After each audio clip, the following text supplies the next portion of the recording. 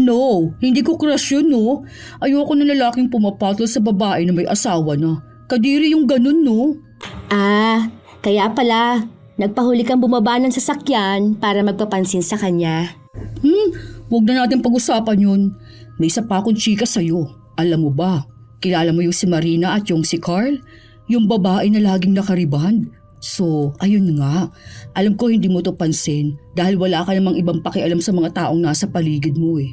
O ito na nga, bali itong si lalaki, laging nakatambay doon sa pwesto ni babae. Tuwing break time ha, as in, hindi talaga maiiwan ng isang araw na hindi siya tatambay.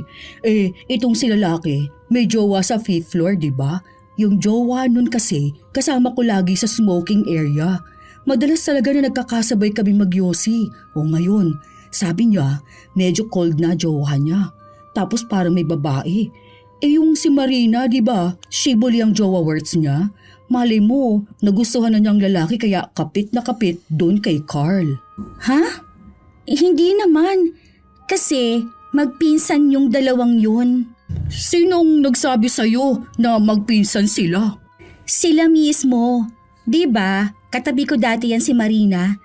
Nagtanong ako kung sinong nagpasok sa kanya. Yung pinsan niyang araw. Tapos ayun, tinuro niya si Carl. Magka-apelyido kaya silang dalawa. Malamang hindi naman ata sabay ng break time yung jowa niya. Kaya doon na lang muna siya sa pinsan niya sasabay. Tsaka matagal naman na silang laging magkasama. Nakita ko yon sa ID nila na talagang parehas yung last name nila. Pinsang buo yon. Yung tatay ni Marina, kapatid yung tatay ni Carl. Ayan, magmamalisyosa ka na lang yung mali pa talaga. Kaya dapat inaalam mo muna. Sadya talagang may mga tao na walang ibang ginawa kundi bantayan ang buhay ng iba. Binibigyan ng ibang kahulugan ng bagay na dapat ay normal lang. Ganon ang ugali ni Marie. Simpleng bagay, nakikitaan niya ng kahulugan. Dahil sa ganong ugali, daranas din siya ng isang parusa. Magiging dahilan kaya ito para magbago siya? Ano kaya ang mangyayari sa malisyosa na katrabaho? Totoo yung sinasabi ko, no? Nakita ko talaga silang dalawa. Kayo ba? Ikaw babae, sasama ka sa lalaki sa dilim? Hindi naman, di ba? Siguro naman may pinakisuyo lang. Mali mo nagpatulong lang siya, di ba? Hindi naman porket nagpunta na sa dilim, may iba nang ginawa. Naku! Hindi na tayo mga bata para sa ganyan. Lahat ng bagay may dahilan. Baka naman kasi malisyosa ka lang talaga. Marami na akong napatunayang nakita ko at naramdaman ko. Pero totoo naman pala. Talaga ba? Mas marami naman ata yung hindi totoo. Naalala mo yung dating sekretary ni boss? Yung sinasabi mong kabit niya dahil sinasabay niya umuwi? Yung pala kapatid niya? Iba naman yun. Kasi nakita ko naman na close sila. Mali ko ba na kapatid niya pala yun na gusto lang magtrabaho para sa OJT niya? Hindi naman sinabi sa atin ni boss. Yun na nga. Hindi naman kailangan magpaliwanag ng ibang tao sa ginagawa nila. Hindi ko nakasalanan yun ano. Ang dami kayang tao na nakilala ko na naging kabit nila yung sekretary nila. Sa mga palabas nga ganun di ba? Hay nako.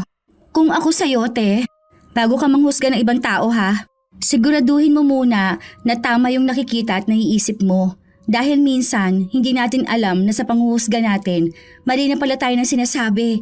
Ang malala pa nun, pinapakalat mo pa sa ibang tao. Aba, ewan ko talaga kung anong mangyari sa'yo kapag nakakilala ka ng tao na magiging katapat mo, no? Halos 4 na taon nang magkatrabaho sina Marie at Arisha. Kahit na malaki ang agwat nila, silang dalawa ang madalas na nag-uusap. Sila kasi ang magkatabi ng pwesto sa opisina. Walang asawa si Marie dahil nasa 40 na ang kanyang edad. Habang si Arisha, 1 taon ang kasal pero wala pa ring anak. Isang araw, may dumating silang bagong empleyado. Siya na yata yung papalit kay Jane? Baka nga. Siguro may backer yun ano. Paano mo naman nasabi? Mamaya, maganda pala yung experience niya o kaya magaling siyang sumagot ng interview niya. Parang magkakilala sila ni James. Ewan ko. Alam mo ba kung paano ko nasabi? Ganito kasi yan. Di ba kahapon nagyosi ako. Tapos may kausap yun si James na nasa ikabilang floor. Tapos sabi niya na yung kakilala niya papasok na bukas. Akala ko naman sa ibang office o kaya department. Tapos kanina, nung andoon yung babae sa baba, kinausap ni James. Hanep ka naman magbigay ng info, te. Talagang detalyado, no? Buti naaalala mo pa yung ganyan. Ako kasi hindi ko na maalala kung anong nangyari kanina. Ano bang ulam natin kanina umaga? Mapagmatsyag kasi talaga akong tao. Mabilis kong malaman kung may ugnayan ng dalawang tao kahit na unang beses ko palang nakita. Feeling ko, kabit yan ni James eh. Medyo bata pa ha. Siguro nasa 30s pa lang yan. 30s pa lang yan, ano? Grabe ka naman. Kabit talaga. Hindi ba pwedeng kamag-anak o kaya kaibigan, kakilala? Kung sakali man na totoo nga na siya ang nagpasok. Ano? Puro na lang ba kamag-anak? Ah, alam ko na. Yung iba kaya nakabit sinasabi niya na kamag-anak nila yung isang tao. Pero ang totoo nun, kabit nila. Maniwala ka sa akin. Pustahan pa tayo oh. Ewan ko sa'yo, te. Bahala ka na nga lang muna dyan. May kailangan pa akong tapusin na report. Kapag ako hindi natapos dito, ikaw ang sisisihin ko. Susumbong talaga kita. Hindi pa ulit bumabalik sa kanyang ginagawa si Marie. Kung ano-anong kinukwento niya na hindi na rin masundan ni Arisha. Matapos lumabas sa kabilang opisina ang bagong empleyado, nilapitan si Arisha kasama ang isang HR. Sinabi sa kanya na siya na lang muna ang magturo. Doon din daw yun uupo malapit sa kanila. Hello, be. Anong pangalan mo? Yumi po. Mahiyain ka talaga? Ang hinhi naman masyado ng boses mo. Ilang taon ka na? Bakit Yumi? Palayaw mo ba yon o may lahi kang Japanese? Ang dami mo namang tinatanong sa kanya. Nagtatanong lang naman ako dahil nga bagong katrabaho para nga mas makilala natin siya. Lalo na dito lang din naman siya uupo malapit sa atin. Bale po, Mayumi ang pangalan ko. 33 years old po ako. Boyfriend mo ba yun si James? Ay, hindi po. Bayaw ko po siya. Ah, Saan ka last nag-work? Bale, online seller po ako eh. single mom ka? Opo. Sabi niya kadalasan sa mga online seller, mga single mom. Wala naman sigurong masama sa single mom, no? Basta kaya niyang buhayin ng anak niya. Huwag ka na nga magtanong ng personal na buhay niya. Masama bang malaman ang buhay mo, Yumi? Pwede naman yun para magkakilanlan tayo rito, di ba? Kasi nga, magkakatrabaho tayo. Hindi rin po kasi ako sanay na magkwento ng buhay ko, Nay. Hoy, anong nay? Wala pa akong asawa at anak ano? Nasa 40 pa lang ako. Ay, naku, sorry po, ma'am. Natawa ako dun sa Nay. Kita mo na, mas mukha ka pang nanay kesa sa kanya. Tara na nga rito, Yumi. O, upo ka rito para turuan kita. Manahimik ka na kasi dyan, te. Para naman hindi ka na-o-offend. Oh, basta, hindi pa naman ako mukhang nanay ah. Ganda ko kayo. Mas mukha pa nga raw akong bata kesa sa inyo rito. Grabe naman talaga makatawag sa akin ng nay. Pasensya na po. Hindi ko naman po sinasadya. Akala ko kasi parehas na kayo ng edad ng ate ko. Yung panganay po namin na may 3 na pong anak. Tawa ng tawa si Arisha habang ramdam naman sa mga tingin ni Marie na hindi siya masaya. Ilang araw pa ang lumipas, nagkaroon na ng pwesto si Yumi. Nasa gitna nila si Arisha. Tahimik lang siyang magtrabaho habang si Marie wala namang ibang ginawa kundi ang magdaldal. Minsan pa, nagtanong na naman siya kay Yumi. Be, pansin mo ba yung isang laging kasama ng bayaw mo?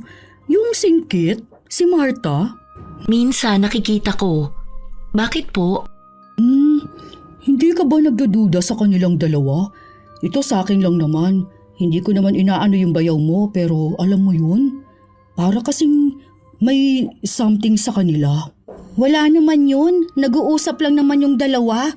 Mamaya makasira ka pa ng relasyon dahil lang sa haka-haka mong ganyan. Relasyon? Ano bang ginagawa ko? Nagtatanong lang naman ako. Alam ko na yung mga tanong mo na yan. Mamaya sasabihan mo si Yumi na baka babae ng bayaw niya yun. Oh, ano namang aasahan mo kapag nasabi mo yun? Mabibigyan na rin ng meaning yung simpleng bagay lang sana? Nakikita ko naman silang dalawa na magkasama. Wala naman ako nakikitang mali sa ganun. Isa pa, hindi naman manloloko si Kuya James. Mukha lang yung barumbado pero mabait yun sa asawa niya. Oh, kita mo na, sa lahat ng tao rito, ikaw lang nakakakita ng mali dun sa dalawa. Malamang, hindi naman magiging ganun ka-close yung dalawa na yun kung walang something. Nakita mo na, lumabas din yung totoo. Yun ang gusto mong sabihin. Hindi ko na rin naman ipapaliwanag yung side ng bayaw ko. May mga tao kasi na nakikita nila yung mali sa iba habang yung buhay nila hindi nila maayos. Natawa si Arisha habang si Marie ay tahimik lang. Naiinis na siya. Hindi niya lang gaanong pinapahalata. Nung kinahapunan, habang dalawa lang silang magkasama, nagsalita na naman si Marie. Hindi ko feel yung bago. Hindi ka rin naman ata nun, Phil?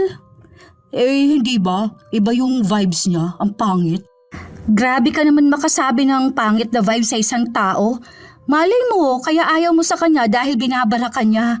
O kaya hindi siya madalas magsalita. Kapag ako naman yung kausap niya, maayos naman siya eh. Depende lang siguro talaga yan sa tao. Ewan ko ba? Basta sa akin may something talaga sa kanya. Hindi pa rin ako naniniwala na bayaw niya yon si James, no? Kailangan pa ba niyang patunayan sa'yo? Parang ganun lang yan sa kakilala ko. Yung dati kong katrabaho doon sa una kong work. Bali, ang pakilala magbayaw. Ayun pala magkabitan. Doon pa mismo sa trabaho namin nahuli nung asawa. Ayun, bisto na sila, napahiya pa. Hindi naman siguro lahat ng tao kaparehas ng kwento ng buhay nung iba. Pero posible pa rin nakabit siya, di ba? Ako naman may bayaw rin ako pero hindi naman kami ganun magkasundo. Ano yun? Binibigyan siya ng pagkain? Kahit na hindi siya nag-order ng kape, bibigyan pa rin siya. Iba yung pakikitungo sa kanya, be. Kaya alam ko talaga na hindi lang sila simpleng magbayaw. Ay, malay mo naman, iba yung pamilya nila sa pamilya nyo. Kung wala kayong pakialaman sa bahay ninyo, baka sa kanila meron. Kung kapatid niya yung asawa ni James o malamang nun sasabihin ng ate niya na alagaan yung kapatid niya. Ganun ba? Yung nag-aalala yan sa trabaho, halata din naman na walang ibang namamagitan sa kanila. Alam mo, minsan nga linisin mo yung utak mo, hindi yung lagi na lang marumi. Kahit na anong sabihin kay Marie, talagang wala siyang ibang pinakikinggan. Minsan pa, naghahanap siya ng bibilhan ng sigarilyo. Nakita niya ang isa sa mga tagalinis sa opisina nila. May kausap itong isang binatilyo.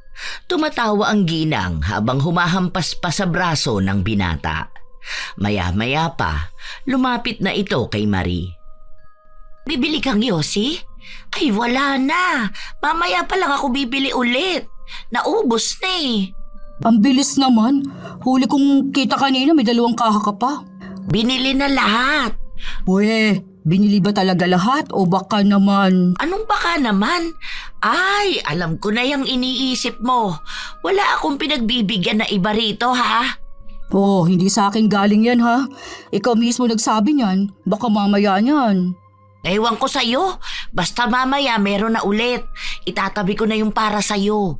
Bagong boyfriend mo ba yun? Sino? Yung kanina na katawanan mo, IT yun, di ba? Ang bata nun, te. Hoy, ikaw ha? Nagdadalaga ka na talaga.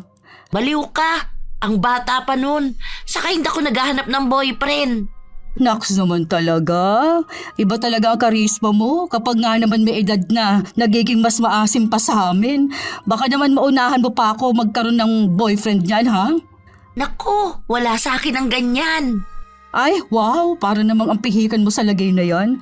Ikaw pa talaga yung hindi pa ready sa ganyan, ha? Nagtawanan lang silang dalawa. Matapos noon ay bumalik na sa upuan niya si Marie. Abala sa trabaho ang dalawa niyang kasama, kaya kahit na magdaldal siya, hindi siya kinikibo ng mga ito. Malapit na kasing matapos ang buwan, kaya ang dami nilang inuuna at inaasikaso. Pero nung nagkaroon ng kaunting pahinga, doon na naman siya nagsalita. Alam niyo si Ate Ana may boyfriend. Yan ka na naman. Hindi to fake news, no? Totoo nga. Kita ko sila kanina, ang sweet nila.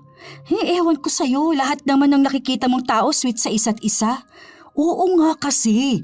O ganito yan. Nakita kong magkausap sila. Parehas silang tumatawa.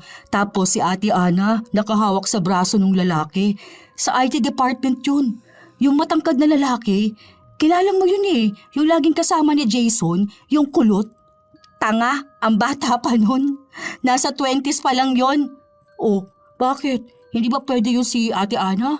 Oh, di ba? Kahit na nasa 50 plus na siya. Pwede naman kung landian lang dito sa office, may sugar mommy siya, o di ba? Libre na siya ng yosi tapos ibang pagkain. Papatusin na yun, ah. Basta kapag ikaw ang nagsasabi, hindi ako naniniwala. Ikaw na yan eh. Kahit simpleng tawanan lang eh kung ano-anong meaning ng binibigay mo. Ah, ayaw mo pang maniwala sa akin. O tingnan mo kasi sila sa mga susunod. Ikaw, Yumi, kilala mo ba yon si Ate Ana? Kilala ko naman. Siya yung nagpa-order sa akin ng merienda nung nakaraan. Ayun, siya nga. Matanda na, di ba? Nadaig pa tayo na may boyfriend na. Sinabi niya bang boyfriend niya? Hindi nga niya inaamin sa akin. Pero tung tawa niya kanina, halata na may something silang dalawa. Baka low-key lang sila. Hindi naman po pala sinabi. Hanggat hindi sinasabi ng isang tao, huwag mong pangunahan. Minsan kasi akala natin alam na natin ang mga bagay-bagay, pero mali tayo ng iniisip. Kung tunay man o hindi, kung wala namang masama, hayaan na lang natin. Oh, panis ka ngayon. Anong panis? Pagkain ba ako? Huwag mo na kasing pakialaman ng mga tao. Huwag ka na kasing maging malisyosa. Ay bakit? Hindi naman yung pagiging malisyosa, no? Ikaw ba naman hawakan ng babae ang braso ng lalaki? Anong ibig sabihin nun? May something sila. Bibigyan mo talaga ng mali siya yun. Pero minsan po kasi, pwede naman na komportable sila sa isa't isa kaya ganun. Madalas noon kapag matanda na ang babae, parang nanay-nanayan nila. O kaya yung mga palabiro, kagaya nga ni Ate Ana. Kahit naman ako minsan niyayakap noon kapag nakikita niya ako eh. Tapos magkukwento na siya. Ganun lang po talaga ang ugali niya. Ganung mga bagay yung mga hindi binibigyan ng mali siya. Hindi mo pa kasi alam kung anong nangyayari dito sa office dahil nga sa bago ka pa lang. Saka mo sabihin yan kapag nagtagal ka na rito. Kahit naman magtagal ako, hindi ko pa rin pakikialaman ng buhay ng iba. Pwera na lang kung malalaman ko may kabit yung isa. Pero aalamin ko muna yung totoo. Hindi yung magbibigay na agad ako ng hatol na may relasyon sila dahil lang sa nakita ko silang nagtatawanan. Oh, ano ka ngayon? Oh, walang pikunan ha? Namumula ka na dyan sa inis. Totoo naman na sinabi ni Yumi. Ayan kasi malisyosa. Hindi nga ako malisyosa. Nangyayari naman sa totoong buhay yung mga sinasabi ko eh. Sige, tingnan mo niyan sa mga susunod ha. Makikita niyo na tama talagang sinabi ko. Kalma ka na pala. Baka himatayin ka na niyan sa inis. Back to work na. Natatawa na lang ng palihim si Arisha dahil ngayon na lang ulit niya nakita si Marie na ganon kainis. Ilang araw pa ang lumipas, kung ano-ano pa rin ang sinasabi ni Marie tungkol sa ibang tao. Isang beses pa, nung pauwi na silang dalawa ni Arisha at naghihintay ng jeep, nakatuon ang atensyon ni Marie sa kabilang pila. Yun yung magbayaw oh. Sabay na uuwi. Hindi mo ba talaga ramdam na may something sa kanila? Malamang, nakatira sila sa iisang compound. Naniniwala ka naman sa isang compound? Oo, kasi yun ang sabi ni Yumi. Yun lang ang sabi, pero pwede namang hindi yun totoo. Baka naman palusot lang nila yun para nga magmukhang magbayaw talaga sila. Kawawa naman yung asawa ni James. Buntis pa naman yun. Bakit ba lahat ng tao na nakikita mo ay pinaghihinalaan mo na gumagawa ng kung ano-ano? Dahil magaling akong kumilatis ng tao. Alam ko kung kailan at paano sila kumikilos. Yung mga mukhang normal na galawan, meron na palang kakaiba. Ay sus, puro ka hinahala, kaya hindi ka nagkakaroon ng asawa. Pinili ko naman yun kung bakit hindi ako nagkakaroon ng asawa, no? Isa pa, ang mga lalaki na yan, mga sakit lang sila sa ulo, no? Nasasabi ng babaeng walang asawa. Paulit-ulit ka naman sa walang asawa. O sige, edi matandang dalaga. Kaya ikaw, bantayan mong maigi ang asawa mo, lalo na sa trabaho niya. Madalas niya, nako, mga babae ang kasama niya. Piloto pa naman siya. Karamihan sa mga ganong klase ng trabaho, ang daming babae. Hindi naman sa pinag-overthink kita ha, pero ganun na nga. Hindi naman ako nag-aalala sa ganyan. Kung mambabae siya at mahuli ko siya, edi hiwalay agad. Sinabi ko na sa kanya yun. Alam niya, hindi ako nagbibigay ng second chance. Saka may tiwala naman ako sa kanya. Nasasabi mo lang yan ngayon. Tignan mo kapag dumating na ang araw na yun, ikaw rin ang mahihirapan talaga. Kaya mas maganda na mag-ingat. Kung ano-anong payo ang sinasabi ni Marie pero mukhang hindi siya pinakikinggan ni Arisha. Basta para kay Arisha, maayos ang relasyon nila at hindi siya basta magpapaapekto sa sasabihin ng iba. Isang araw, habang abala silang lahat sa trabaho, may lumapit kay Marie. Galing sa kabilang departamento. Halata ang inis sa mukha ng babae. Bakit? Ano bang ginawa ko sa'yo? Sinabi ng babae na nagpapakalat siya ng maling impormasyon sa ibang tao. Ang babae kasi na yun, nakitang sumakay sa isang kotse. Kaya ang sabi ni Marie sa ibang mga nakakausap niya, may ibang trabaho ang babae na yun. Nagbebenta nga raw ng katawan. Kaya nang makarating yun ay sumugod siya kay Marie. Para hindi na humaba o makaapekto sa ibang mga nagtatrabaho sa problema, dalawa silang pinatawag sa opisina. Dahil wala naman silang ebidensya na si Marie ang nagsabi nun, walang nangyari. Pinagsabihan lang sila na kung may problema silang personal, wag nilang dalin sa trabaho. Sa labas daw nila pag-usapan. Mukhang hindi pa nga tapos ang babae, kaya sinabi niyang magkita sila sa labas mamaya. Oh, ano nangyari? Tanga yung babae na yun. Galit na galit siya kanina. Gigil na gigil ka mo. Eh bakit naman kasi ganun ang sinabi mo? Siya pala yung kinukwento mo nung nakaraan kaso hindi ko pinansin. Totoo naman yung sinabi ko ah. Nakita ko naman talaga siya sumakay sa kotse.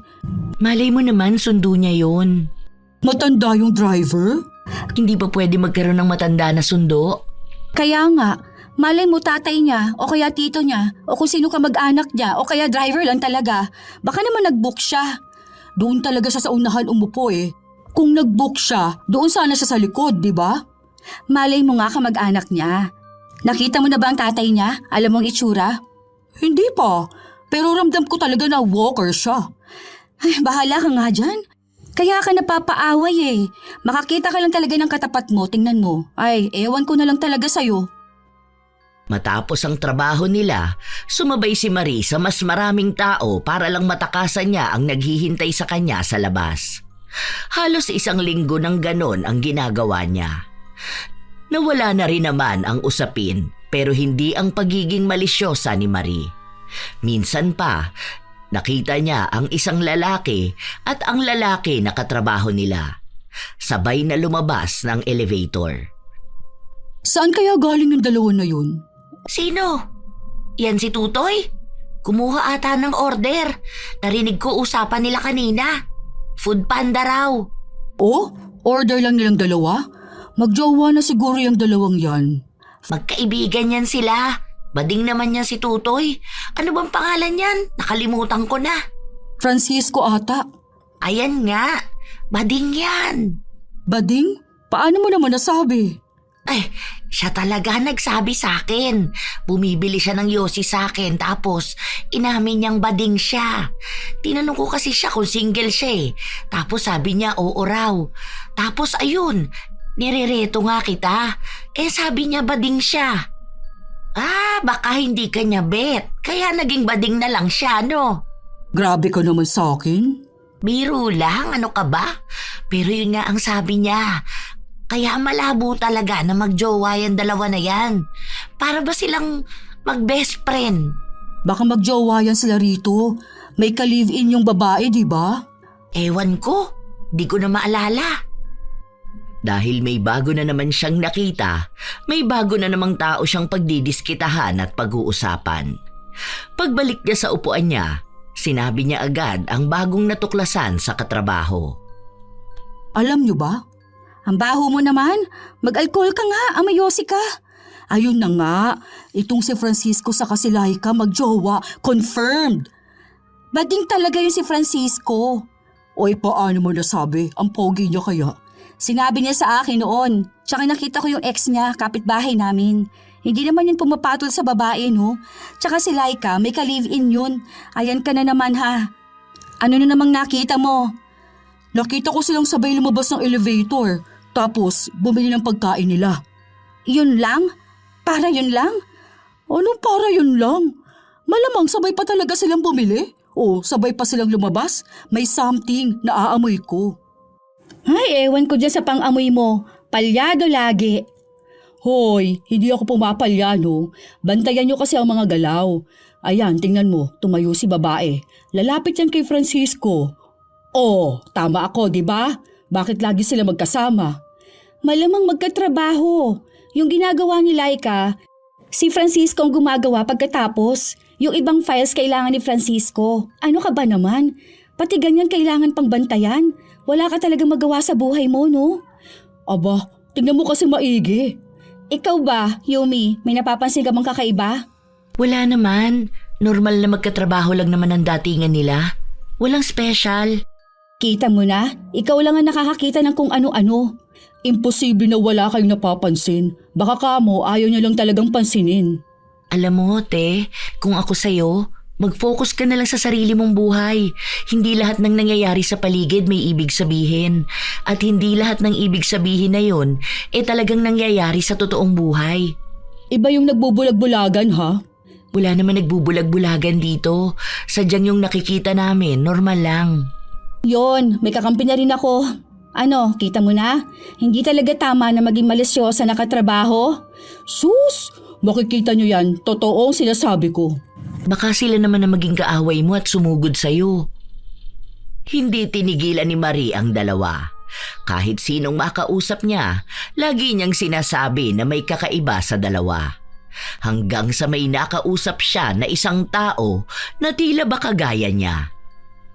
Diba? Yun yung sinasabi ko sa kanila. Hindi naman sila naniniwala sa akin. Buti ka pa naiintindihan mo ko. Sinasabi nilang bading halata namang hindi. May something talaga sa kanilang dalawa. Niloloko na ni Laika yung asawa niya. Ay, hindi pa pala talaga asawa kasi ka-live-in niya pa lang naman. Kung ano-ano na ring paninira ang pinagsasabi nila. Matapos noon, bumalik naman sila sa trabaho. Ilang linggo ang nakalipas, natanggal sa trabaho ang kakwentuhan ni Marie dahil nalaman na may kabit ito sa opisina nila. Mahigpit na ipinagbabawal yun, lalo na kung ang eskandalo ay makakasira sa kumpanya. Hindi mo siya naaamoy na may kabit? Akala ko ba magaling ka? Yun lagi mo pang nakakausap, dun ka pa hindi tumama. Alam ko na yun, hindi ko lang sinabi. Talaga ba? Kasi ang alam ko na kapag naaamoy mo, ang ginagawa mo pinagkakalat mo sa aming lahat. Sasabihin ko pa lang sana kaso naunahan na akong lumabas yung issue. Sige nga, sino yung kabit niya? Alam niyo naman yun. Hayaan niyo na siya, natanggal naman na siya sa trabaho. Nakikita ng mga may kabit dito na seryoso si boss na magtatanggal ng katrabaho na may kabit. Kaya sana walang iba rito na may kabit. Ikaw rin, Kamo, baka mamuro ka na niyan. Ang daming reklamo sa'yo, ha? Alam mo ba, direreklamo ka ni Julius. Bakit? Ano na namang ginawa ko? Di ba narinig natin yon, Yumi? Oo, pero hindi ko naman kilala kung sino yung Mika na binabanggit niya. Ah, si Mika yung babae niya? O bakit? Totoo naman yung nakita ko. Naabutan ko sabay silang bumaba ng basement o ano namang gagawin nila dun. Andun yung sasakyan nila. Dalawa sila may sasakyan? May kotse silang dalawa, di ba? Hindi mo ba nakita yun? Yung purple na sasakyan, kay Mika yun. Buti na lang hindi tinuloy yung reklamo sa'yo at natabunan ng tungkol dun sa kabitan na yan. Yari ka talaga kapag nagkataon. Mag-print ka na ng resume mo. Gusto mo ba update na natin? Narinig ko rin pala yun. Ang sabi, parang bumababa ang performance mo. Kapag mas bumaba pa raw, pwede ka matanggal sa trabaho. Oo halatang hindi totoo. Nagsasabi ako ng totoo. Sinabi rin yun ni Kuya James. Hindi yan totoo, no? Ang bait ko kaya rito. Kahit na mukhang hindi kinakabahan si Marie, nakakaramdam na siya ng takot. Kapag usapin kasi ng pagtanggal sa trabaho, alam niyang pwedeng mangyari. Ganun kasi ang ginagawa sa iba. Kaya nagpakita siya ng mas maayos na galaw sa trabaho nila. Noong bumalik ang tiwala sa kanya, balik na naman siya sa dati niyang gawain. Isang araw, pumasok siya sa trabaho na wala si Arisha. Absent siya? Naka-leave yata siya ng 2 days. O bakit daw? Hindi nagsabi sa akin yung babae na yun Ayos talaga. Hindi niya rin sinabi sa akin eh. Basta aalis daw siya. May pupuntahan. May kadate siguro yun. May asawa na siya. Nasa malayo naman ang asawa niya ngayon. Pwede naman yung makipag-date. Ay, andyan ba si John? Wala rin. Alam na. Sino naman yun? Alam mo yung laging kasama ni James? Yung medyo bata-bata pa ang itsura? Yun si John. May gusto kasi yun kay Arisha. Nakita ko yun sila noon na sabay kumain. Nako, kaso nagpakasal na si Arisha. Ay ngayon na lang siguro ulit sila nagde-date kasi nga wala yung asawa. Kapag yun nabuntis talaga. Si Kuya Johnny. Wala talaga yun kasi may sakit siya. Tumawag yun kay Kuya James. Hindi nga raw makakapasok dahil may lagnat. Sus, lagnat ang pinakamadaling palusot sa lahat. Kahit na ang totoo nun, may katatagpuin yung iba. Maniwala ka sa akin. Iba rin yan umatake si Arisha. Simple lang yan pero madaling mahuli. Hindi naman siguro. Ramdam ko na hindi naman ganong tao yun. Kasal na siya tapos wala siyang ibang bukang bibig kundi yung asawa niya. May inaasikaso lang siguro yun ngayon. Maniwala ka naman dun. Sa bagay, maniniwala ka talaga dahil bago ka pa lang. Ako nakasama ko na yun ng matagal na panahon eh. Mas kilala ko siya kaysa sa kilala mo siya. Basta ang masasabi ko sa'yo, may something yan sila ni John. Nakikita ko nga silang nag-uusap at nagbibiruan pero halata naman na magkaibigan lang sila. Hindi kaibigan, kundi kaibigan. Ewan, basta feeling ko wala naman. Matagal ko na yung kasama sa trabaho. Bago pa maging asawa niya yung piloto manliligaw na niya yung si John. Hindi niya lang pinatos dahil nga mas mayaman naman yung asawa niya. Mas mabubuhay siya dun. Pero noon pa man feeling ko gusto na niya yun dahil pabebe rin siya kapag kausap yun. Hanggang ngayon alam ko may something pa rin sila. Nakita ko nga yun sila na magkasama galing pantry Baka dun yung tagpuan nilang dalawa. Mukha silang magkaibigan lang pero ang totoo nun may kakaiba. Alam mo, te, ang hilig mo sa something kahit na wala namang something. Meron talaga. Kung lalawakan mo lang ang pangunawa mo sa mga tao. Ako kasi ramdam ko talaga yon kapag may something. Nalalaman ko na agad bago pang malaman ng ibang tao. Yung iba kasi akala nila normal kahit na hindi naman talaga. Yung iba naman magagaling din magtago pero madali lang din silang mahuli. Pero parang malisyosa ka lang talaga. Makita mo lang tumatawa yung babae at lalaki may something na. Makita mo lang silang magkasabay maglakad. Hindi ba pwedeng normal interaction lang yun? Nagkasabay lang maglakad? Nagkasabay lang mag-order ng pagkain? Bigla lang may nakakatawa na nangyari tapos naikwento. O kaya iisa lang yung daan nila pa uwi. Iba naman kasi yung normal at hindi sinasadya doon sa meron talaga. Kaya ka napapaaway Napapaaway ako dahil nga takot yung mga yon na malaman ng totoo. Baguhin mo yung ganyan mong ugali kasi sa totoo lang hindi maganda. Ay, basta ako ganito na ako. Maniwala man kayo sa akin o hindi, alam kong totoo. Bata pa lang ako, ganito na ako. Nagkakatotoo naman ng pagbabasa ko sa mga tao. Sabi nga ng nanay ko noon pwede ako maging detective. Kasi nakikita ko mismo yung galaw ng mga tao na hindi madaling mapansin. Wala namang makaka-relate sa akin kung di ako lang mismo sa sarili ko, di ba? Mukhang hindi naman mababago ang paniniwala mo. Bahala ka sa buhay mo. Dahil nga wala si Arisha, walang gaanong kausap si Marie. Minsan kasi kapag nagsasalita siya, hindi siya pinapansin ni Yumi. Mas gusto pa nitong makinig na lang ng musika. Ilang araw lang din, pumasok na si Arisha. Kasabay pa nga niyang bumalik sa opisina si John. Kaya mas lalong nagduda si Marie. Sabi ko sa'yo may something sa dalawa na yan. Kita mo na, sabay pa silang pumasok ngayon. Nandito na kahapon pa si Kuya John. Wala nga, hindi ko naman siya nakita. Hindi naman siya lumabas ng office nila Andun siya sa loob dahil may sakit pa siya. Nakita ko siya nung uwian na kasi kasabay namin siya sa jeep. Gawa kwento ka rin para hindi mahalata, no? Totoo naman talagang wala siya kahapon Bakit magkasabay silang pumasok ngayon? Malay mo naman nagkasabay lang sa elevator. Hindi ba pwede yun? Maya-maya pa, lumapit na sa kanila si Arisha. Kaya nanahimik na lang si Marie. Iniba na lang niya ang usapan para hindi naman magmukhang pinaghihinalaan niya si Arisha. Pero mukhang alam na agad yon ni Arisha. Yang mga tingin mo nagkasabay lang kami sa elevator. Ang alin? Sino? Huwag ka na magmaang-maangan, alam ko na yan. Ako pa ba? Nakita mo sabay kami ni John. Isa lang iisipin mo nun, may something kami. Hoy, wala akong sinasabi, no? Sa tagal natin magkakilala, alam ko na yung mga tingin mo. Nagkasabay lang kami. Hindi ibig sabihin nun na kaya wala ako dahil siyang kasama ko. O bakit bigla ka naman naging defensive? Hindi naman, nagsabi lang ako. Ay, kapag defensive pa naman ng isang tao, alam na. Bahala ka maghinala. Nagsabi lang ako kasi alam ko na yung tingin mo sa amin kanina. Ganun ka tumingin kapag naghihinala kang may something ang dalawang tao. So, may something nga kayo? Utak mo, may something. Hindi na tinigilan pa ni Marie ang katrabaho niya. Panay siya tanong na tila ba hinuhuli niya ito para lang mapatunayan niya na tama nga ang hinala niya. Pero wala naman siyang makuha na pruweba. Ilang linggo pa ang lumipas, may naging bagong empleyado sila. Minsan pang bumili ng sigarilyo si Marie kung saan nakita niya rin ang bagong empleyado na bumili kay Ana.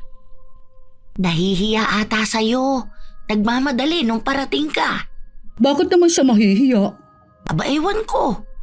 Baka crush ka. Baka nga. Nakasabay ko yun sa elevator nung nakaraan. Hindi makatingin sa akin. Parang iwas na iwas. Naks, parang magkaka-boyfriend ka na yan Alam mo ba kung ilang taon na yon? Nasa 37 na ata yon. Kaso hindi ko alam kung single ba siya. Single yun. Narinig ko usapan nila sa smoking area. Yung pala baka ligawan ka na nun. Reto kita. Ayoko nga. Siyang kusang lumapit sa akin. Siyang may gusto sa akin, di ba? Dapat akong ligawan niya. Di ba? Ayoko niyang reto na yan. Sige, akong bahala. Kapag nagka-boyfriend ka na niyan, baka maging busy ka na lalo. Depende. Mataas kasi ang standard ko Baka hindi niya maabot. Natatawa na lang si Ana sa mga pinagsasasabi ni Marie. Ilang araw pa ang nakalipas. Laging tinitingnan ni Marie ang bago nilang katrabaho. Madalas niyang nakakasabay o kaya ay nakakasalubong. Hindi siya kinakausap nito kaya mas lalo niyang iniisip na may gusto sa kanya. Isang araw, nagpabili sila ng kape at ang bagong empleyado ang nagbigay sa kanila. Nakatingin lang si Marie. Hindi kumikibo ang lalaki kahit naiabot sa kanya ang kape. Hindi man lang ako kinakausap nun. May crush pa naman siya sa akin. Sino? Yung bago? Oo. Paano mo naman nasabi na may crush siya sa'yo? Ramdam ko lang. Paano nga? Nakatitig sa'yo palagi? Nakikita mong bigla na lang nakatingin sa'yo? Paanong feeling mo? Minsan, nakikita ko siyang nakatingin sa akin. Kapag nakikita o nasasalubong niya ako, parang nahihiya siya. Tapos, nung nakaraan, kinausap niya ako tungkol sa trabaho tapos biglang nahiya na. Basta ramdam ko talaga na may something siya sa akin. Mahiyain lang siguro siya, no? Baka naman iniisip mo lang yun. Hindi iba talaga. Tapos lagi siyang nakasmile kapag malapit ako, ganun. Tapos ayan, binigyan niya ako ng tissue tapos kayo wala, di ba? Mga ganun bagay ba? Mukhang simple lang pero may ibang ibig sabihin. Baka naman mabait lang siya. Normal lang naman yun. Baka assuming ka lang. Hindi no, tanong mo pa kay Ate Ana. Si Ate Ana pa talaga. Isa rin yung gaya mo. Siniship yung tao kung kani-kanino. Biglang sinasabing may crush si ganito kahit na wala naman. Nagpapaniwala ka rin dun no? Parehas lang naman kayong imbento. Tingnan mo kasi siya Bantayan mo kapag magkausap kaming dalawa. Ginawa mo pa akong tagabantay talaga. Sige lang, maging assuming ka lang. Sanay ka naman dyan maging malisyosa. Pati pagbibigay ng tissue sa'yo, iisipin mo na agad na gusto ka. Bahala ka sa buhay mo. Lumipas ang ilan pang mga araw. Bumubuo na si Marie ng kung ano-anong kwento sa utak niya. Katulad na lang kung paano magtatapat sa kanya ang binata. Nagugustuhan na rin niya ito kahit na wala namang malinaw na ibig sabihin ang mga ginagawa nito sa kanya. Lumalabas na rin na madalas na siyang nagpapapansin. Hanggang sa nakita niya ang binata na may madalas na kasamang babae. Oh, bakit naman nakabusangot ka dyan? May yosi pa naman ako. Ipinagtabi na nga kita at paubos na. Paano? Mukhang playboy naman yung si Mr. Right. Sino ba dun? Yung bago. Nakita ko may kasama siyang babae. Parang jowa na niya yun. Kaso yung babae na yun may asawa na yun eh. Nasa kabilang floor lang. Hayaan mo na. Baka naman meron pa diyang iba. Ah, so meron nga silang relasyong dalawa? Naiinis ako. Sumbong ko yan sa asawa niya. Akala nila ha. Hindi pwedeng masasaktan lang ako ng ganito. Handa na sanang magsumbong si Marie pero nagkaroon sila ng team building kung saan kasama ang binata na nagugustuhan niya. Inaasar pa nga siya ni Arisha pero hindi na lang niya pinapansin. Ang tagal naman ng iba. Nasaan na ba yung mga yun? Baka naglalandian pa. Tignan mo yung si Jonathan at si Carla. May mga asawa na yung mga yan pero naglalandian pa. Landian talaga? Nagpatulong lang naman magbuhat ng gamit yung tao kung ano-ano na namang nakikita mo. Oh, nasa na pala yung magbayaw kuno. Magbayaw talaga sila. Ikaw, hindi ka lang kinakausap ng crush mo, ganyan ka na. No, hindi ko yun crush no. Ayoko ng lalaking pumapatol sa babae na may asawa na. Kadiri yung ganun no. Ah, kaya pala nagpahuli kang bumaba ng sasakyan para magpapansin sa kanya. Huwag na natin pag-usapan yun. May isa pa akong chika sa'yo. Alam mo ba, kilala mo yung si Marina at yung si Carl? Ay yung babae na laging nakariband. So, yun nga. Alam ko hindi mo to napansin dahil wala ka namang ibang pakialam sa mga taong nasa paligid mo. Ito nga, bali itong si lalaki, laging nakatambay doon sa pwesto ni babae. Tuwing break time ha, as in, hindi talaga maiiwan ng isang araw na hindi siya tatambay. Itong si lalaki may jowa sa 5th floor, di ba? Yung jowa nun kasi, kasama ko lagi sa smoking area. Madalas talaga na nagkakasabay kami magyosi. Ngayon, sabi niya, medyo cold na ang jowa niya. Tapos parang may babae. Yung si Marina, di ba shibuli ang jowa words niya? Malay mo, nagustuhan na niyang lalaki kaya kapit na kapit dun kay Carl. Hindi naman, kasi magpinsan yung dalawang yun. Sinong nagsabi sa'yo na magpinsan sila? Sila mismo. Di ba katabi ko dati yan si Marina? Nagtanong ako kung sinong nagpasok sa kanya. Yung pinsan nga raw niya. Tapos ayun, tinuro niya si Carl. Magkaapelyido kaya silang dalawa. Malamang, hindi naman ata sabay ng break time yung jowa niya. Kaya doon na lang muna siya sa pinsan niya sasabay. Tsaka matagal naman na silang laging magkasama. Nakita ko yun sa ID nila talaga na parehas yung last name nila. Pinsang buo yun. Yung tatay ni Marina, kapatid yung tatay ni Carl. O ayan, magmamalisyosa ka na lang, yung mali pa talaga. Kaya dapat inaalam mo muna. Ay, hindi ako naniniwala sa ganyan. Walang magpinsan na ganun. Parang lagi silang sweet dalawa ha. Tapos yung si lalaki, nag-iiwan ng jacket na dun kay babae. Ay, wag ako. Pwedeng gawa-gawa lang nila yun na magpinsan sila. Para hindi halata na naglalandian silang dalawa. Nagpapaniwala ka kaagad sa sinasabi nila. Alam mo, kahit ngayong araw lang magpahinga ka naman. Baka hanggang mamaya may makita ka na naman tapos bigyan mo na naman ng meaning. Paawat ka naman ng konti, sis. Hindi naman ako namumuna ng walang pupunahin, hindi ba? Lalabas na naman dyan yung mga kabitan. Malamang sa malamang yan. Kahit na anong sabihin ni Arisha, hindi pa rin nakikinig sa kanya ang katrabaho. Kung ano-ano pa rin ang pinupunan nito. Habang lahat sila ay masaya, tanging si Marie ang hindi. Dahil kahit nasabihin niyang ayaw niya sa bagong empleyado, nagpapapansin pa rin siya. Nasaktan nga siya nung nalaman niyang hindi naman pala talaga siya gusto nito. Nahihiya lang daw sa kanya dahil mukha siyang masungit. Wala raw ibang ibig sabihin ang ginagawa sa kanya. Sa katunayan daw, may nililigawan siya. Ano ba naman yung mga yan? Naglalandian pa talaga? Kapag yan sinumbong ko sa mga asawa nila. Alam mo, bitter ka lang. Akala ko ba wala kang gusto dun? Sino bang sinasabi mo? Totoo naman na wala akong gusto sa tao na yun, no? Sino ba siya? Naiinis ako dahil ang lalandi ng mga tao na yan. May mga asawa naman sila.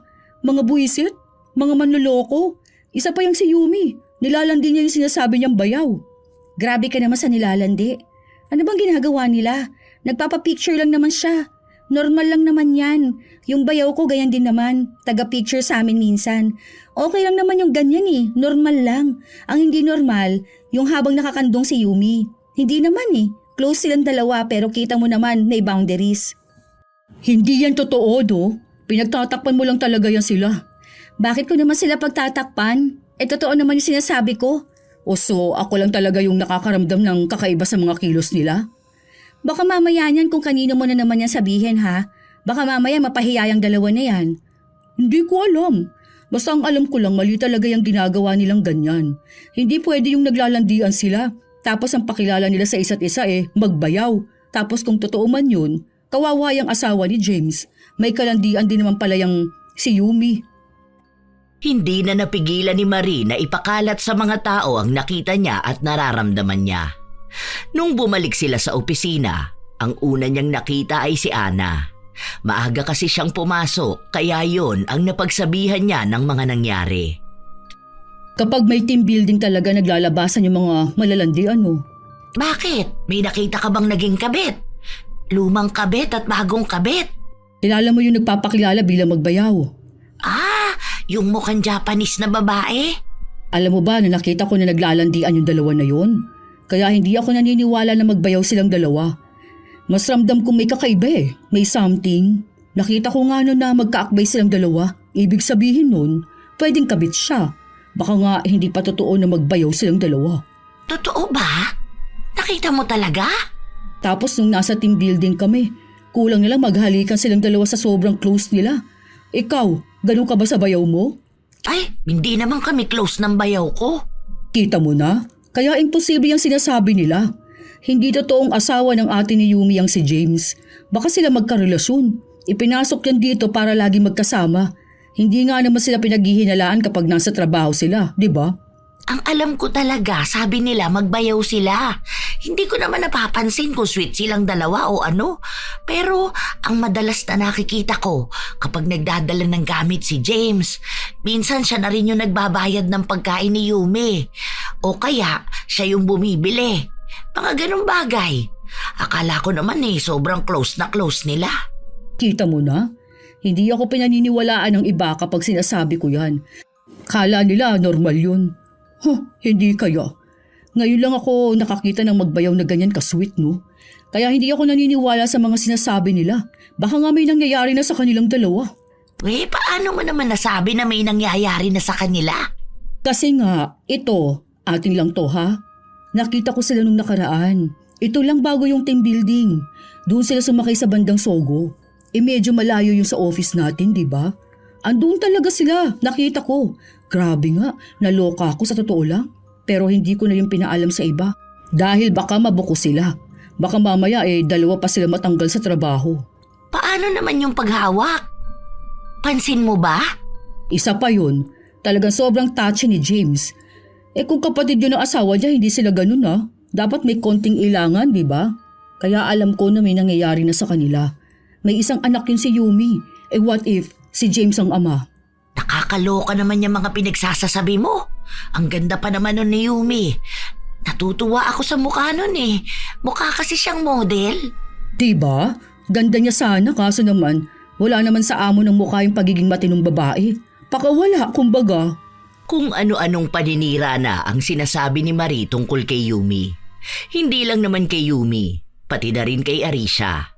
Halos lahat na ng mga naging kaopisina nila, ang dami na niyang naikwento. Mga pagdududa na wala naman talagang katotohanan. Pero kapag kaharap naman niya ang dalawa, ang bait niya naman. Minsan pa, inabangan siya ni Yumi na umuwi.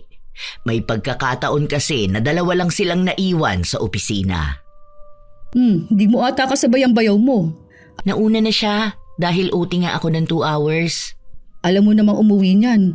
Wala na atang jeep. Ako mag-book na lang ako. Pwede ba tayo mag-usap saglit? Tungkol saan? Mag-uusap lang pala bakit hindi pa kanina? Ang tagal natin magkasama ha? Oras kasi ng trabaho yon. May tinatapos tayo. Ayoko naman kung ano-anong pag-uusapan natin. Baka magkamali pa tayo sa ginagawa natin.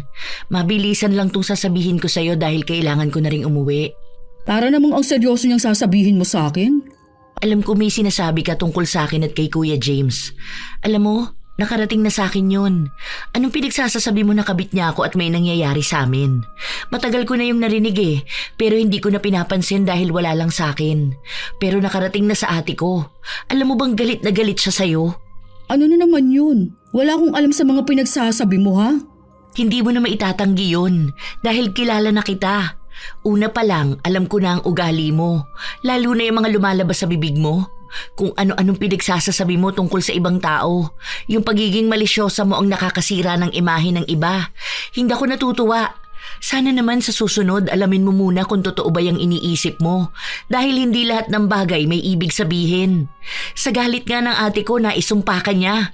Ang sabi niya, mamaga sana yung bibig mo para hindi ka na magpakalat ng kung ano-anong chismis. Ano namang mangyayari sa sumpa na yun? Hindi naman totoo yun. Tsaka nagsasabi lang ako ng mga napapansin ko. Nasa inyo naman na yun kung saseryosohin nyo. Kung totoo man yun o hindi. Kayo lang din naman ang nakakaalam nun, di ba? Yung ate ko, minsan lang yung manumpa pero nagkakatotoo. Kung ako sa'yo, baguhin mo na yung ugali mo bago pa mamagay ang labi mo. Ikaw rin.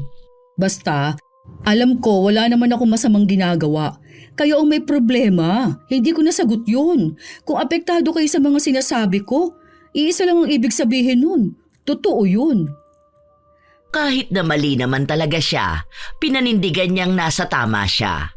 Na lahat ng sinabi niya bilang malisyosa na katrabaho, lahat yun ay totoo.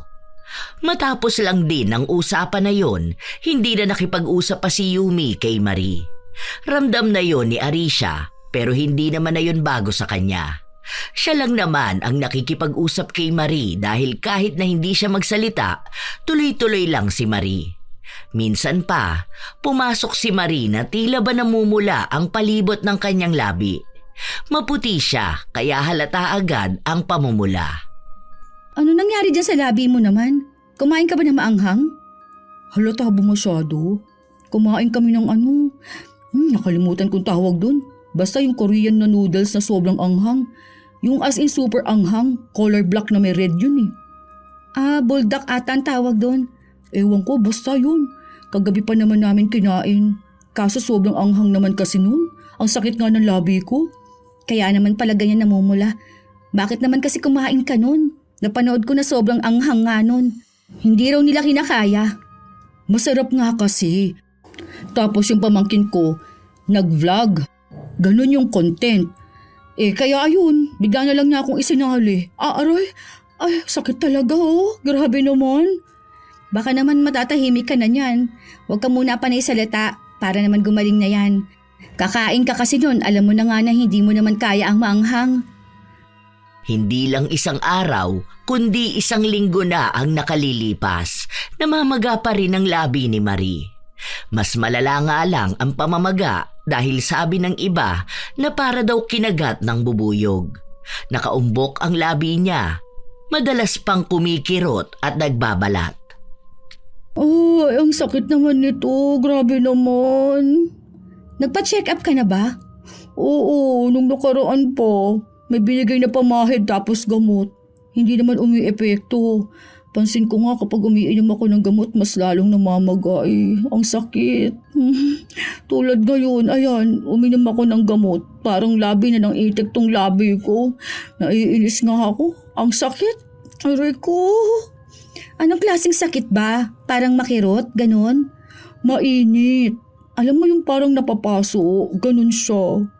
Kakaiba na rin ata talaga yan. Baka naman nanuno ka na. Hindi naman totoo yung ganon, no? Sa may kondo naman ako nakatira, walang nuno doon. Nagpupunta ka sa bahay ng nanay mo, di ba? May mga puno sila doon. Baka ganon na nangyari. Baka kamo may sinisiraan siya sa pagiging malisyosa niya. Kaya ayan, labi ang tinirada sa kanya. Ay, oo nga. Tama nga naman si Yumi. Pwedeng ganun nga. Malamang alam na niya yung ibig kong sabihin. Kasi siya lang naman ang nakakakilala kung sino mga taong siniraan niya ang pangalan. Dahil ang iniisip niyang tama yung nalalaman niya. Aray ko. Uy, grabe na ba kayo magsalita sa akin? Nasasaktan na nga yung tao. Kahit na namamaga na ang nguso ni Marie, hindi yun naging dahilan para tumigil siya sa pagdaldal at pamumuna sa ginagawa ng ibang tao. Nakakakita pa rin siya ng bagay na binibigyan niya ng ibang ibig sabihin. Isang araw, may katrabaho sila na nakikitaan niya na naman ng kakaibang bagay. Alam mo yung si Julius, sip-sip yan sa bus. Alam mo, nahihirapan ka na nga magsalita, ganyan pa sinasabi mo. Totoo naman na. Nakita ko yung kapit na kapit kay boss. Baka kumakabit yan. Alam mo, mawawalan ka ng trabaho kapag may ibang nakarinig niyang pinagsasasabi mo tapos isumbong ka kay boss. Alam mong mas mataas sa'yo yun. Siya ang nagpapasahod sa'yo tapos ganyan ang sasabihin mo. Kapag naman nalaman niya kayo lang naman ang nakakaalam mo, malamang isa sa inyo magsasabi. Hindi totoo na sa amin mo lang yan sasabihin. Malamang yan makakarating pa yan sa ibang tao, lalo na kay Ate Ana. Kapag yan sinabi mo doon, isang araw lang kalat na sa buong office. Pati sa kabilang floor, makakarating yung pinagsasabi mo. Napansin ko lang naman yun. Noong mga nakaraan kasi sabay silang kumain. Hindi naman sila sabay nun. Nakita ko rin yun eh. Ang sabay sila yung pag-order. Hindi lumabas si boss nun, kaya nagpa-order siya ng pagkain. Tapos mag-isa lang siya sa office niya. Mali yung nakita mo, lalo mo pang minali yung kwento mo. Kaya lalong namamagayang labi mo eh. Yung uso niya kamo nakatulis na. Ang taba pa. Kakaiba pa yung pamumula. Sobrang halata nga dahil maputi siya. Ewan ko ba dyan? Hindi na lang kasi magbago. Baka malay mo gumaling ka kapag natutunan mong huwag bigyan ng pansin yung mga normal na bagay lang. Sinabi ko naman na sa kanya yun noon. Hindi lang talaga siya nakikinig sa akin. Ewan ko ba dyan? Napapansin ko lang naman yung halatado. Kahit na hindi halata, binibigyan mo ng meaning. Yung nakasalubong lang o kaya nagkasabay mo lang. Ang tingin mo na doon, may relasyon na. Yung nagkatinginan lang, ang meaning mo na doon, may kakaiba na. Pwedeng kabit yung isa o kaya magjowa silang dalawa. Aray. Ang sakit naman. Aray ko. Sabi ko sa'yo nung nakaraan na magpatingin ka na sa albularyo, di ba? Ikaw tong maggulo eh. Pero bahala ka dyan. Kapag hindi mo pa yan ginamot, baka habang buhay ka ng ganyan, mas lalong hindi ka magkakaroon ng asawa. Ang hirap naman ikis kung parang pato yung bibig. Pinagtatawanan siya ng dalawa habang sakit naman siya sa kanyang bibig. Kumikirot yun at mas lalo namang masakit kapag nagsasalita siya ng matagal. Pero kahit na ganon, nagsasalita pa rin talaga siya ng kakaiba sa kanyang kapwa. Kapag may nakikita siya, lalo na kapag nakakasabay niya lang, ginagawa na niya ng kakaibang kwento. May nakaaway pa nga siya, isa sa mga katrabaho niya. Sinabi niyang may relasyon sila ng gwardya dahil nakita niyang nireregaluhan siya. Pero ang totoo nun, pinaabot lang pala sa gwardya ang regalo sa kanya ng nobyo. Mabuti na lang at hindi na umabot pa sa taas ang awayan nila, kaya hindi na sila napatawag sa opisina. Kinutya lang ng babae ang labi ni Marie at ang katotohanan na kaya wala raw siyang asawa o kasintahan ay dahil sa kakaiba niyang pag-uugali na hindi magugustuhan ng ibang tao. Naka-leave pala ng 3 days si Jonah? Oo, vacation leave. Bakit ganun? Bilis niya naman maaprubahan. Wala pa naman kasing leave yun. Niwala nga yung absent. Tsaka deserve niya naman yun, no? Siya yung may pinakamagandang performance dito sa work. Daya, no? Crush kasi yun ng HR kaya ang bilis aprubahan. Iba talaga kapag pinopormahan Ayan ka na naman. Paano mo naman nasabing crush siya ng HR? Alam ko na yun ng team building pa lang. Tingin ng tingin sa kanya. O kaya lapit ng lapit. Nagpapapansin sa kanya. Pampag-good shot Kapag sa atin ang tagal. Hindi naman. Sa akin ang bilis lang din. Nag-try ka na bang mag-leave? Hindi pa. Wala pa naman akong gagalaan. Kita mo na. Ikaw tong hindi sumusubok. Walang may crush dito, no? Kapag may leave ka pa naman, pwede ka mag-file. Mabilis lang din yun. Subukan mo kasi. Hindi yung naiinggit ka sa iba, tapos paghihinalaan mo pa. Makarating yan sa HR, nako, yari ka talaga. Tila ba walang kinatatakutan si Marie? Kahit na ano na lang lumalabas sa kanyang bibig. Wala siyang pakialam kahit na naririnig ng ibang tao dahil para sa kanya, kaya naman niyang ipaglaban ang kanyang sarili. Hanggang sa lumipas ang ilan pang mga buwan, hindi pa rin siya gumagaling. Mas lumalala pa. Nakalobo na ang nguso niya. Hindi ka pa rin nagpupunta sa albularyo? Hindi naman kasi yun totoo Galing na ako dun, nagalit yung matandang albularyo. Ayun, pinauwi kami. Bakit ba kasi nagalit? Ano bang ginawa mo? Tinanong ko lang naman siya kung totoo bang manggagamot siya. Hindi ka ako naniniwala sa mga ganun. Aba, Talaga nga namang magagalit yun. Ikaw ba naman pagdudahan yung kakayahan mo? Sino ba kasing nagsabi na totoo yung ganun? Ano ka ba? Noong unang panahon pa may mga albularyo na. May mga naniniwala na sa ganun. Kung hindi yan magamot ng doktor, baka nga nakasagi ka ng engkanto. O kaya, baka naman may galit sa'yo. Tapos, naganyan ka. May naalala na ako. Yung ate ni Yumi. Oh, ano naman kinalaman ng ate ni Yumi? Naalala ko lang ngayon lang mismo. Sinumpa ko nun eh. Totoo kaya yun na nangyari sa akin? Hindi kasi talaga ako naniniwala sa ganyan.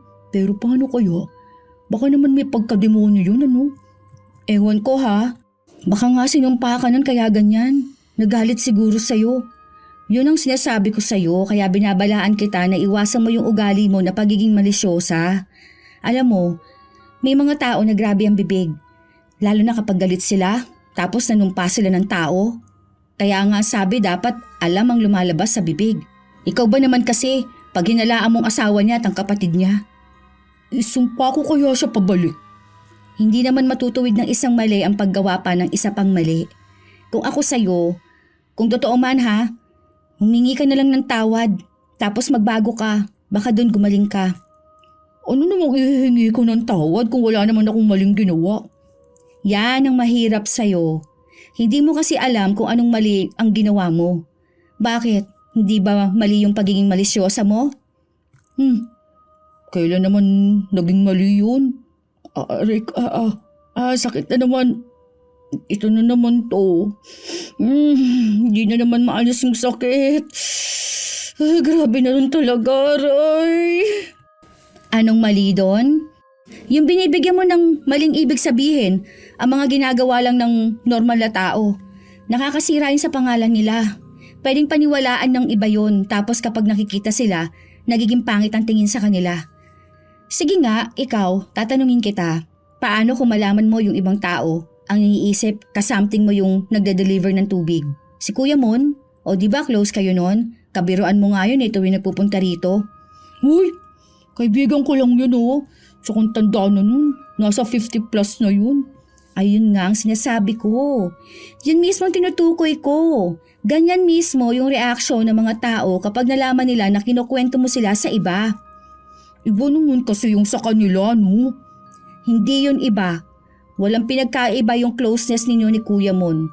Siya nga binibigyan ka pa ng yosi. Kung ang isip namin tulad ng iyo, aakalain talaga namin na manliligaw mo yun. Pwede ring jowa mo kasi nahihirita mo ng libre, di ba? O kaso hindi naman kami malisyosa.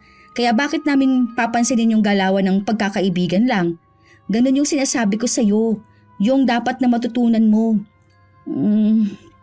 Aray, ang kirot naman ng huso ko. Ang sakit na naman. Hindi na nakaapila pa si Marie sa mga sinasabi sa kanya. Pero mukhang kahit na anong sakit niya o nangyayari sa kanya, hindi pa rin nawawala ang pagiging malisyosa niya. Kung sino-sino pa rin ang sinisiraan niya. Walang lusot ang kahit na sino sa kanya. Minsan pa, may kinuwento na naman siya kay Ana. Totoo nga. Siya naman yung umamin na may something silang dalawa. Ang sabi ni Lucas, ang gusto niya ay si Lara. Bakit naman ngayon may something na silang dalawa ni Jenny? Nahihilo na kamo ko sa mga pangalan na binabanggit mo. Magkakatunog kasi sila eh. Ewan ko doon. Playboy din kasi, no? Tsaka yung kalaban niya dyan kay Jenny, yung isang HR. Sino dun? Si Sir Lawrence. Ay, may gusto ba yun kay Jenny? Maniwala ka sa akin. Nakita ko sila noon na magkasabay umuwi. Ikaw ba naman sasabay kang umuwi kung wala kang something? Tsaka nakita ko yung binuhat niya pa yung bitbit. HR ka tapos yung normal na empleyado ninyo. Tutulungan mo sa gamit niya? Kung wala silang something, anong ibig sabihin dun? Sinasabi mo ba na dalawa ang kasamting ni Jenny? Hindi lang dalawa. Malamang meron pa yan sa ibang floor. Hilig nun sa smoking area, hindi naman nag-yosi. Tamang vape lang siya dun. Talaga ba? Ay mukha pa naman ding maamo yung si Jenny. Ang hindi alam ni Marie, may isang katrabaho nilang nakarinig ng mga sinabi niya at nirecord yun. Kaya mismong araw na yon ay pinatawag siya. Noong una nga ay hindi niya alam kung bakit. Ang iniisip niya, baka pagagalitan siya dahil 2 araw siyang hindi nakapasok. Sobrang sakit kasi ng bibig niya nung mga araw na yon. Pero sinabi sa kanya na matatanggal na siya sa trabaho. Hanggang sa susunod na linggo na lang siya. Magpapapasok ng kapalit niya bago siya tatanggalin. Bakit naman po? Huwag niyo po akong tanggalin sa trabaho. Mahuha naman po kayo sa akin. Hindi niyo po ba nakikitang may sakit po ako? Parang awa niyo na po. Hindi siya pinakinggan dahil ang dami na raw reklamo tungkol sa kanya. Lalo na ang mga katrabaho niyang binigyan niya ng mali siya. Hindi raw sila papayag na may nasisirang tao dahil lang sa mga salita. Itatanggi niya pa sana ang ginawa niya pero may ebidensya na. Dinig na dinig mismo ang sinabi niya. Kaya kahit na ayaw niya, wala na siyang iba pang magagawa. Sobrang lungkot niya nung bumalik siya sa kanyang pwesto. Ano nangyari sa'yo? Para namang sobrang lungkot mo dyan. Galing kang HR? Tatanggalin na ako sa trabaho ko. Hindi ko na napakiusapan. Huh? Bakit daw? Anong ginawa mo? Pinagtutulungan nila ako. Hindi naman siguro. Baka may ginawa ka lang. Ano ba kasing sabi sa'yo? Baka mamaya may nakarating sa kanilang ginawa mo. Pwede kasing ganun. Wala Alam mo, kung wala kang ibang ginawa, hindi ka naman basta aalisin sa trabaho. Hindi mo na lang sabihin Parang alam naman na namin yun. Ginagamitan nila ako ng powers nila. Malamang mas mataas sila sa akin. Kaya nilang manipulahin lahat. Hindi mo lang sila naawa sa akin. Ganito na nga nangyayari sa akin. Hirap na hirap na nga ako sa buhay ko. Sakit kaya nitong nasa labi ko. Itong pamamaga na to. May sinabi ka ba na ikinagalit nila? Gusto lang kasi nilang pagtakpan yung kasalanan nila Totoo naman na feeling ko may something yung HR saka si Jenny. Ay, ayun na nga. Nakakita ka rin ng katapat mo. Tigas kasi ng ulo mo. Sinabi na nga sa'yo na hindi naman tama yung ginagawa mong ganyan Wala namang masama na ilabas ko kung anong nalalaman ko, diba? Kung ano yung nakikita ko. Hindi mo talaga kayang tanggapin na mali ka, na hindi tama yung mga pinapakalat mo at pagiging malisyosa mo. Mukhang hindi lang dyan sa pamamaga ng labi mo ang dapat mong maranasan para naman matuto ka. Ewan ko ba kung bakit hindi mo makita yung problema sa sarili mo? Masyadong mataas ang tingin mo sa sarili mo kaya ganyan. Basta ako nagsasabi lang ako ng nakikita ko. Hindi ko naman nakasalanan kung totoo ba yun o hindi. Basta kung ano lang yung tingin ko. Kung guilty pala sila, okay. Di mas lalo nilang pinatunayan yung ngayong paalisin nila ako. Okay lang. May ibang trabaho naman na pwede sa akin. Hindi pa rin tanggap ni Marie ang lahat. Pinapatatag niya lang ang sariling kalooban para hindi masabi na masakit sa parte niyang tanggalin na lang basta sa trabahong ilang taon niyang pinaghirapan. Ilang araw pa ang lumipas kung ano-anong sakit na lang ang nararamdaman niya. Pero lahat ay kaugnay sa kanyang namamagang bibig. Oh, kita mo na, may something talaga sa dalawang yan. Pakunwari pa sila. Uso naman talaga ang kabitan sa office. Kung hindi naman guilty ang mga yan, di naman ganun ang reaction nila sa sinasabi ko. Ang mamanhid lang ng mga tao rito dahil maging sila may ginagawa. Natigilan lang siyang magsalita nung kumirot ang kanyang labi. Maya-maya pa, lumapit sa kanya si Ana. Be, totoo ba yun? Yung tatanggalin na nila ako sa trabaho? Hindi yun. Yung asawa mo na si Mon. Huh? Sino Mon? Yung nagde-deliver ng tubig. Hindi. Sino nagsabi nun? Ewan ko ba, narinig ko lang kung saan. Kasi nung nakaraan daw, binigyan ka ng gamot. Tapos lagi nagtatanong sa ibang tao kung anong kailangan mo. Tapos kung kumusta ka na, ganun. Lalo na nung wala ka.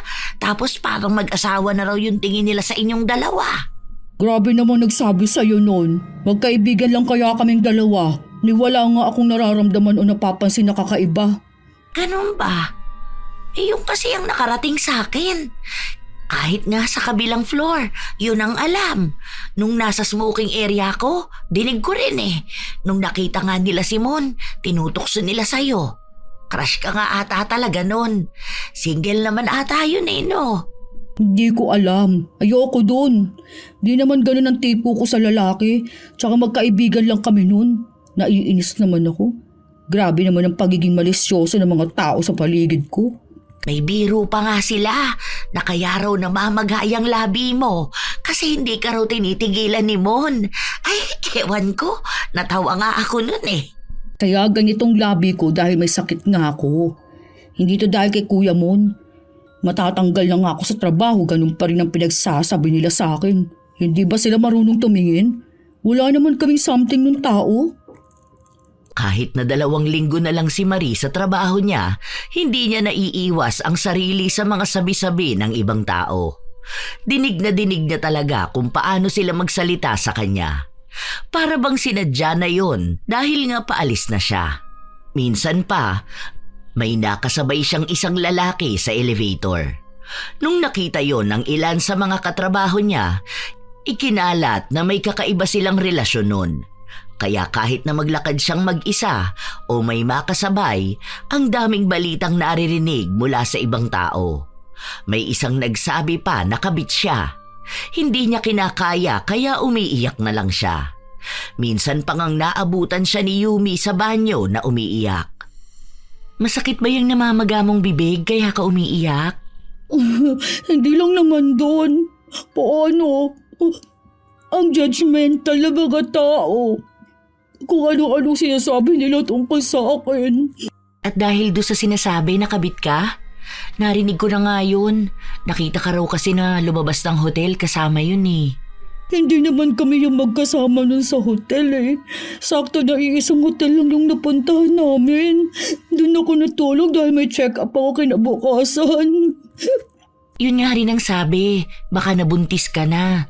Nakita mo na. Grabe ang mga tao na manghusga sa akin. Hindi mo lang nila inalam kung totoo ba. Grabe ba yung pagiging malisyosa nila? Mas grabe pa. Hindi mo ba alam na ganun ka rin naman? Kahit na kailan hindi ako naging ganun. Sobra naman sila. Nagsabi lang naman ako nung nakita at napapansin ko.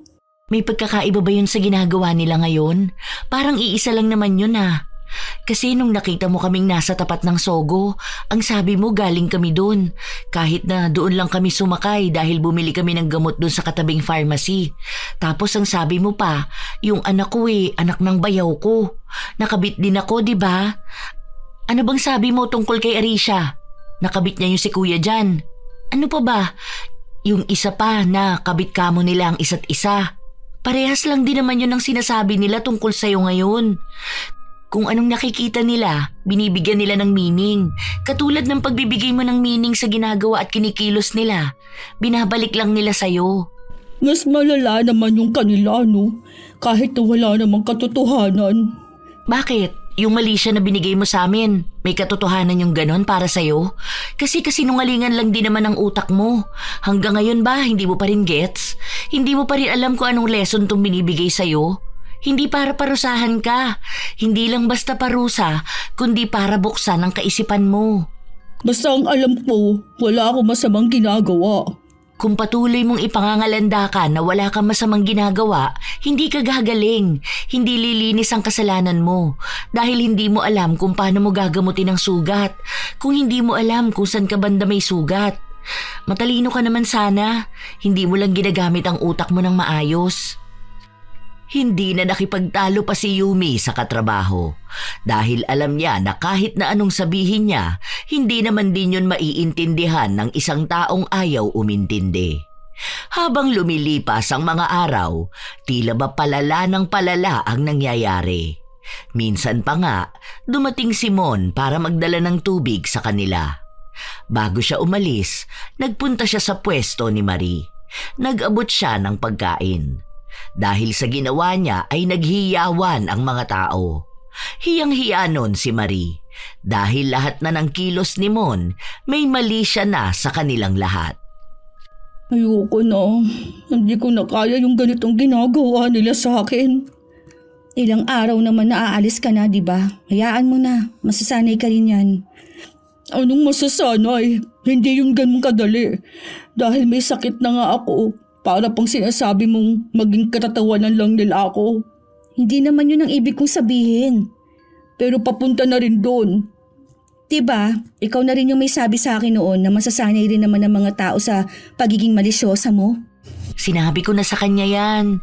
Huwag mo na sayangin ang laway mo sa kanya. Hindi ka pa rin niya maiintindihan. Nagsabi ka na rin pala. Kaso lagi niyang sinasabi na wala siyang alam, na hindi naman daw niya ginawa yung ganun.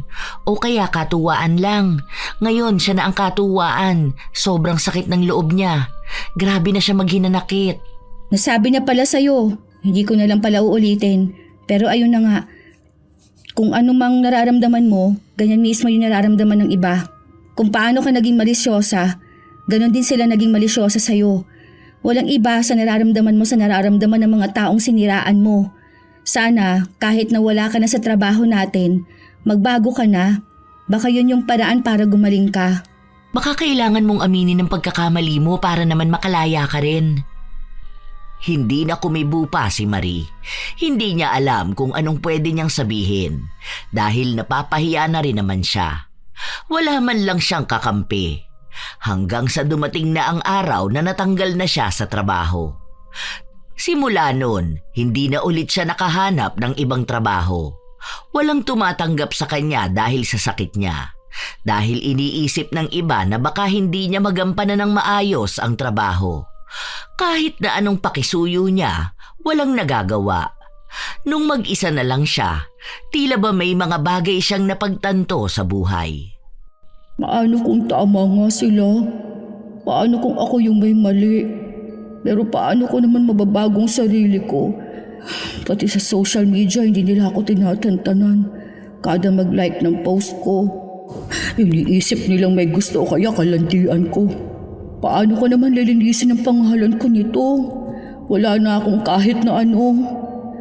Maghapong umiyak si Marie. Hindi lang sa sakit niya kundi pati na rin sa nangyayari sa buhay niya. Gusto niyang sumuko pero tila ba may mga bagay na humihila sa kanya para magpatuloy. Nagpapakita ng liwanag para muling magsimula. Ang gagawin niya lang, baguhin ang isang bagay na dahilan kung bakit siya nagkaganon. Ginawa naman niya yon. Nung una, hirap na hirap siya. Dahil iniisip niyang baka hindi niya kayanin at bumalik lang siya sa dati. Pero nagpatuloy pa rin siya. Nagkumpisal siya ng mga kasalanan niya, kasabay noon ay ang pagbabalik loob niya sa Diyos. Ipinagdasal niya ang mga taong nagawan niya ng mali. Ang mga taong nasira niya sa ibang tao at ang mga kaluluwang nagalit sa kanya. Yun na lang ang pinakamalakas at nag-iisang paraan niya para lang maging maayos na ulit. Halos 1 taon. Walang palya siyang namamanata para lang gumaling siya. Hanggang sa unti-unti ngang nagbabago ang hulma ng kanyang bibig. Hindi man yun humihilom kaagad pero nakikitaan naman niya ng malaking pagbabago. Hanggang sa isang araw, nakita niya sina Arisha at Yumi. Uy, Ate Marie, kumusta ka na? Medyo okay na pala ang bibig mo ha. Hindi na siya ganun kamagano, pero medyo may mga pula pa rin dyan sa paikot ng labi mo. Oo nga, medyo humilom na siya. Anong ginawa mo? Ayun, nag-surrender kay God. Wow, totoo ba? Oo, nagsorry ako. Inamin ko yung mga mali ko. Nangako ako ng pagbabago tapos pinanata kong magiging maayos na ako. Naging maayos naman na. Hindi pa ganun kahalata pero feeling ko magiging maayos na rin to ng tuluyan. Kumusta na pala kayo? Sorry nga pala doon sa mga nagawa ko nun ha. Alam nyo na kung ano yun. Wow, nakakatuwa naman nagbago ka na. Okay naman kami ate, doon pa rin kami nag-work. Ikaw ba, kumusta ka doon sa trabaho mo? Ay, may trabaho ka na ba? Oo, meron na. Okay naman, may mga bago akong kaibigan doon. May mga bago kang katsismisan? Hindi naman siguro mawawala ang chismis, no? Pero at least, hindi naman na ako malisyosa. Wala na akong say sa iba. Kahit minsan parang hinihikayat akong bumalik sa ganung ugali. Kaya wag ka nang babalik sa ganun. Okay na nga yan na maayos ka. Mas blooming kang tingnan. Oo nga, baka mamaya may boyfriend na pala yan. Hoy, loko. Manliligaw pa lang naman. Ay, kaya naman pala. Napakaganda naman talaga. Tunay na yon ha? Walang feeling at pagiging assuming. Siya na nagsabi na bigyan ko ng mali siya yung ginagawa niya. Doon na nagsimula ang malaking pagbabago sa buhay ni Marie.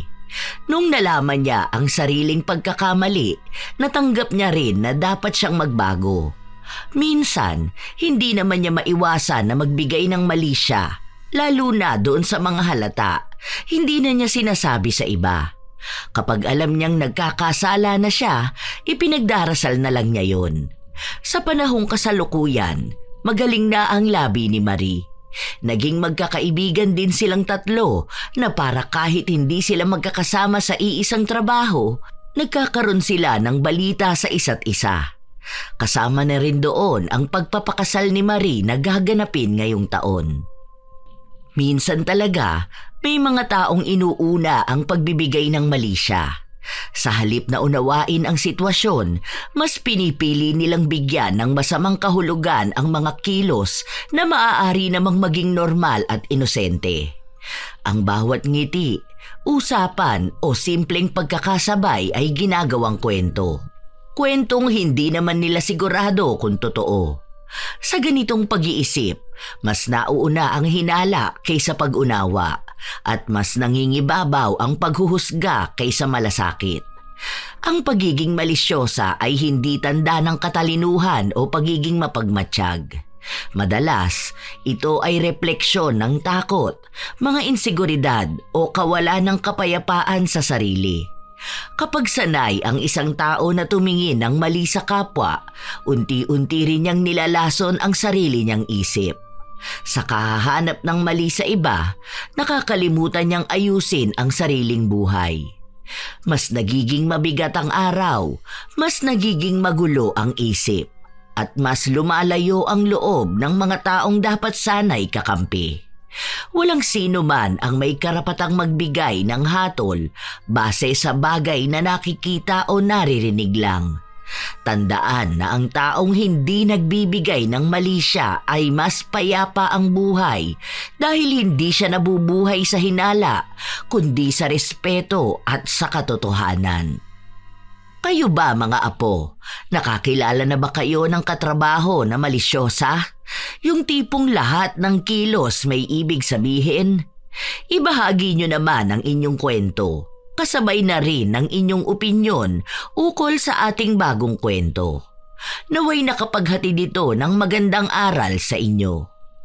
Shout out sa ilan sa mga masusugid na tagapakinig ng mga istorya ni Lola Telang.